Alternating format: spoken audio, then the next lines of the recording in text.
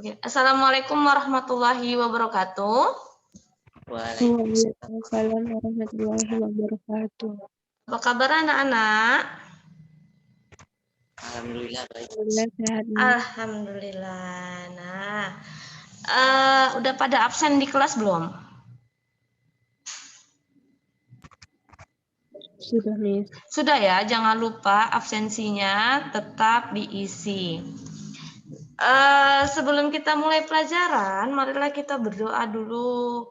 Doa dimulai. Doa selesai, oke? Terima kasih untuk anak-anak kelas 10 yang sudah hadir dalam pembelajaran pagi hari ini. Nah, perhatikan ya.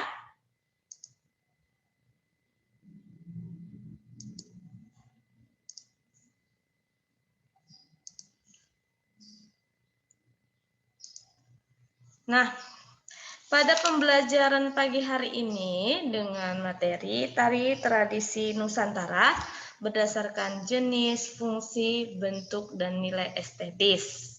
Ya. Kan kemarin kita udah belajar tentang tari daerah setempat. Daerah setempat itu maksudnya gimana? Tari yang berasal dari lingkungan kita. Kalau kita tinggal di Sumatera Utara, artinya tari-tari yang berasal dari Sumatera Utara.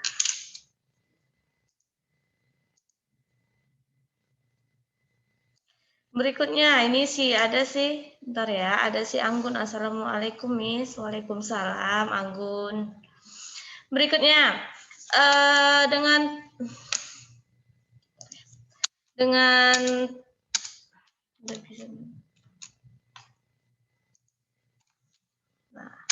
dengan tujuan pembelajaran kita pagi hari ini, yang pertama kalian memahami definisi dari tari Nusantara itu sendiri, lalu mendeskripsikan jenis-jenis dan fungsi tari dan menganalisis tari Nusantara.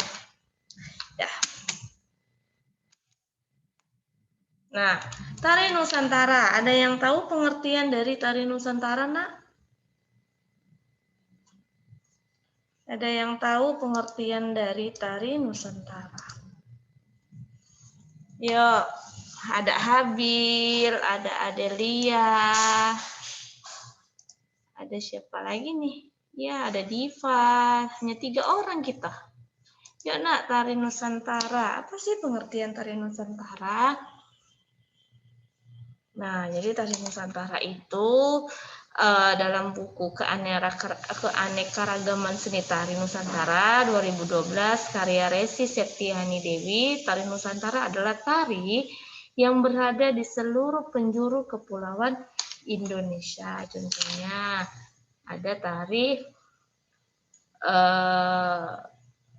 Asaman dari Aceh, ada tari dari apa lagi?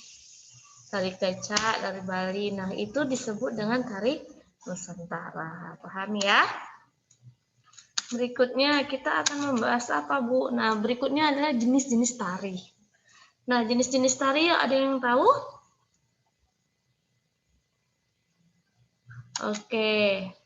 Nah, jenis-jenis tari yang pertama ada namanya tari daerah atau disebut juga dengan tari rakyat. Nah, ini ya. Apa itu tari daerah? Nah, tarian yang lahir dari masyarakat biasa sebagai lambang kegembiraan dan rasa sukacita. Nah, tarian yang lahir dari kebudayaan lokal.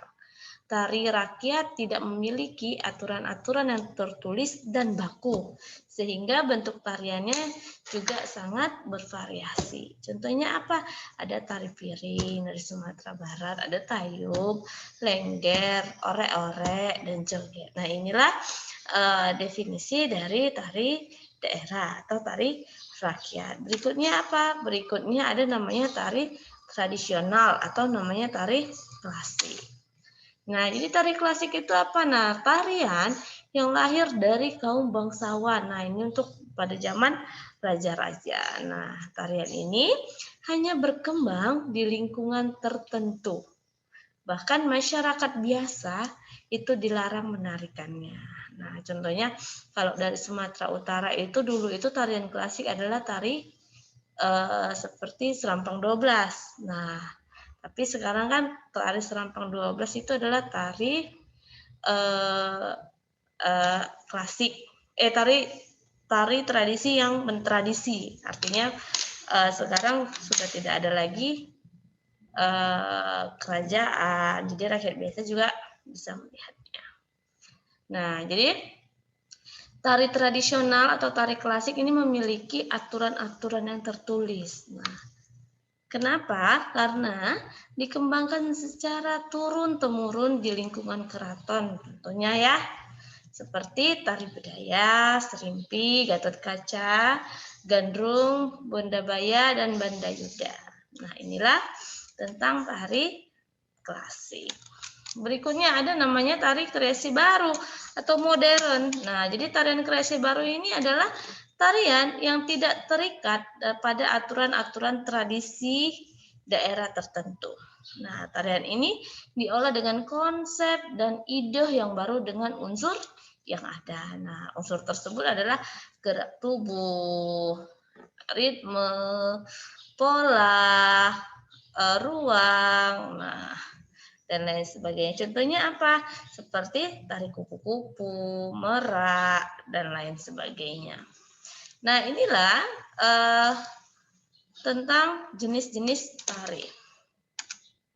Nah, pada pada hari ini, khususnya tari Nusantara, kita akan melihat dan membahas tentang tari Saman yang berasal dari Aceh. Nah, sebelum saya lanjut tentang tari Saman, saya mau memutar video dulu. Tari enak.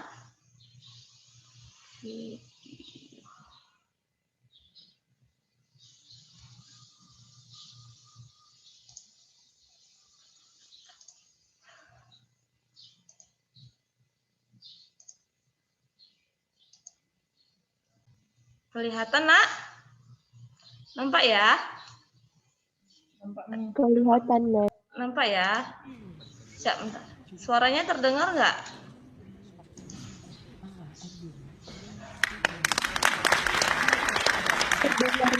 Dengar ya? Oke, kita saksikan dulu pertunjukan dari tari Saman ini sendiri.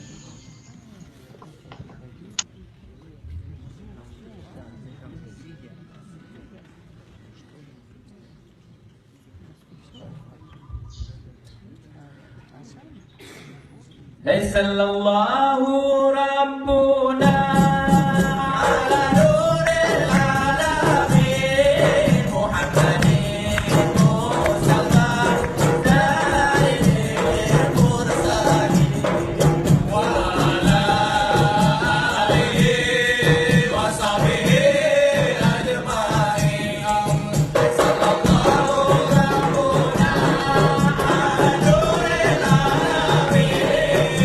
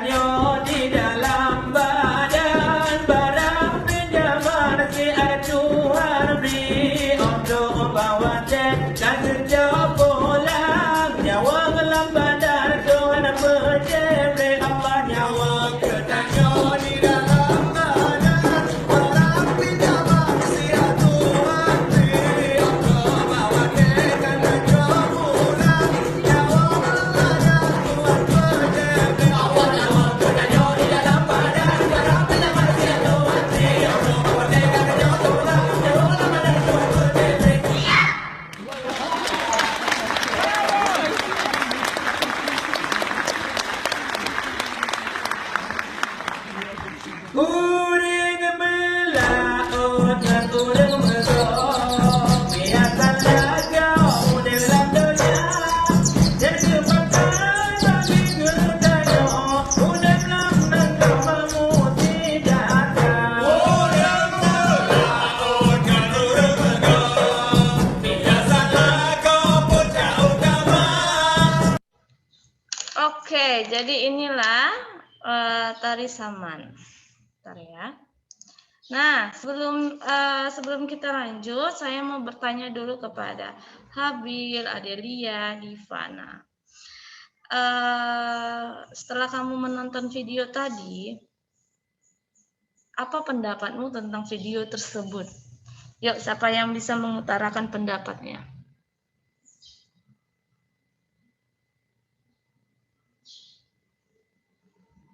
Habil, Diva, udah nggak ada siswanya ya? Ayo dong. Nggak ada yang mau jawab ya? Baiklah, kalau nggak ada yang mau jawab. Saya, Mem. Siapa? Adel? Apa Iya, Adel? Mem. Adel kelas apa, Nak? Einstein, Mem. Einstein ya? Oh iya. Apa Adel? Menurut saya, tarian tadi itu syair lagunya itu kayak lebih islami gitu, Mem. Terus gerakan-gerakannya juga temponya cepat serta kompak gitu, Mem. Iya. Nah, jadi ada lagi? Ya, tadi Itu aja mungkin, Mem. ya, jadi menurut si Adelia, syair-syairnya lebih islami. Gerakannya juga kompak katanya. Nah, jadi tari saman menggunakan musik iringan campuran, yaitu musik internal dan eksternal. Musik internal itu apa? Musik yang dikeluarkan dari dalam yang bersumber dari dalam tubuh. Contohnya apa? Tepukan tangan, petikan jari, vokal dan lain sebagainya. Sedangkan musik eksternal yang berasal dari alat musik, lalu kaset dan lain sebagainya. Oke, jelas ya. Nah, kita lanjut ya. Setelah kalian melihat video tadi, mungkin kalian udah bisa membayangkan atau membayangkan tentang tari Nusantara, yaitu tari saman. Oke ya, kita lanjut ya, Nak ya.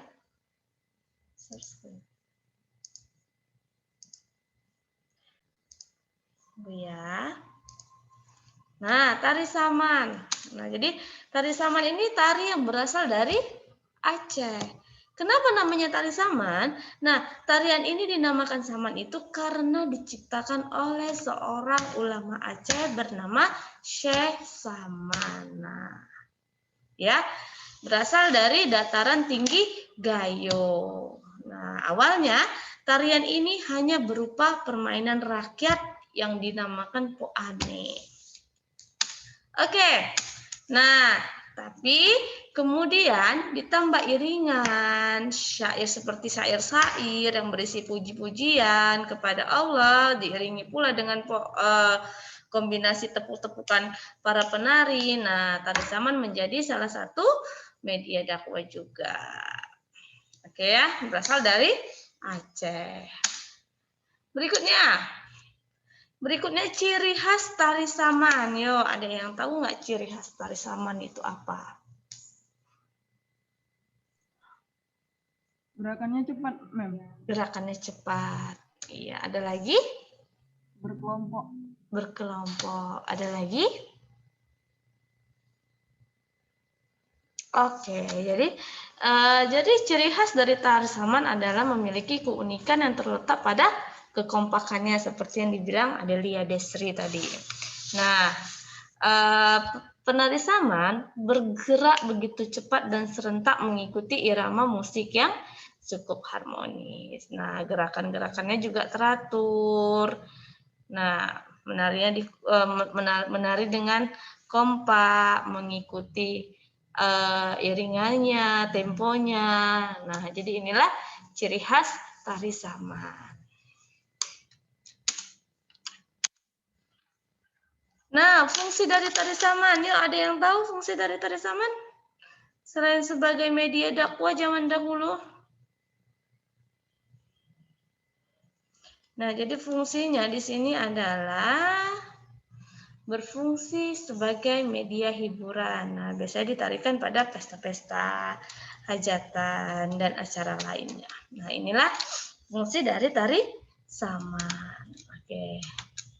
Nah, iringan saman. Nah, iringan saman tadi saya kan iringan tari itu dibagi menjadi 3. Yang pertama, internal, eksternal, dan campuran. Nah, kita akan membahas lebih rinci lagi iringannya. Nah, jadi tari saman itu dibagi 5 jenis. Ada regum. Nah, regum ini adalah mukadimahnya dari tari saman, yaitu setelah dilakukannya sebelum pidato pembukaan.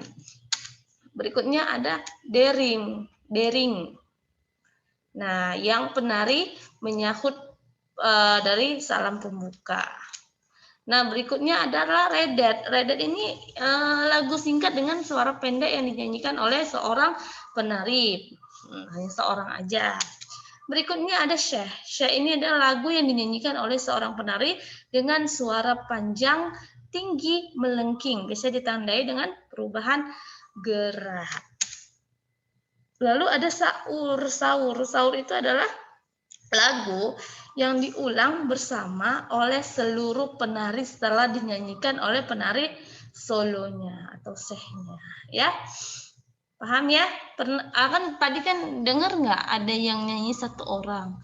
Lalu pada bait berikutnya ada yang mengulangnya dengan beramai-ramai. Ada nggak, Nak? Dengar nggak tadi? Dengar, Mem. Dengar ya. Nah, inilah iringan dari tari saman. Berikutnya, nah kita bicara tentang kostum tari saman. Nah, kostum tari saman itu dibagi 3. Bagian kepala. Nah, bagian kepala yaitu adalah tengkuluk. Nah, kain hitam 4 persegi, 2 segi disulam dengan benang seperti baju atau sunting kipis. Nanti. Lalu ada badan. Nah, baju pokok atau baju kerawang. Baju dasarnya warna hitam disulam benang putih, hijau, merah. Pada bagian pinggang disulam dengan kedawek dan kekait. Baju bertangan pendek, celana dan kain sarung. Bajunya namanya baju kerawang. Lalu tangan. Tangan itu topeng geleng, sapu tangan. Nah, begitu pula halnya dengan penggunaan warna. Jadi warna-warni tersebut itu ketika menari, penari menggunakan pakaian berwarna-warni dalam tari saman itu mencerminkan kekompakan, kebijaksanaan, keperkasaan, keberanian, dan keharmonisan. Nah, untuk lebih jelasnya ini saya tampilkan gambar dari tari saman, busana dari tari saman. Nah, perhatikan ya busananya ya, ada kain sarungnya dia. Oke, itu. Inilah tentang bahasan kita mengenai tari Nusantara. Pada pertemuan ini kita membahas tentang tari saman. Oke. Di psikologi itu saya ada tugas mengenai kalian menganalisis tentang tari tradisi daerah setempat. Nah, di situ kalian bisa membuat tulisan hasil analisis kalian, lalu kalian buat video dan presentasi, membuat video presentasi dari hasil analisis kalian. Nah, itu di situ juga ada saya tampilkan channel YouTube-nya, silakan dilihat dan jangan lupa di-subscribe channelnya. Oke, mungkin itu aja yang bisa saya sampaikan pada pagi hari ini. Jika ada pertanyaan yang mau ditanyakan ke saya, silakan tanyakan ke saya melalui WA saya. atau dari psikologi juga bisa. Nah, itu aja yang bisa saya sampaikan. Sebelum saya akhiri, marilah kita berdoa sebagai tanda syukur kita. Doa mulai.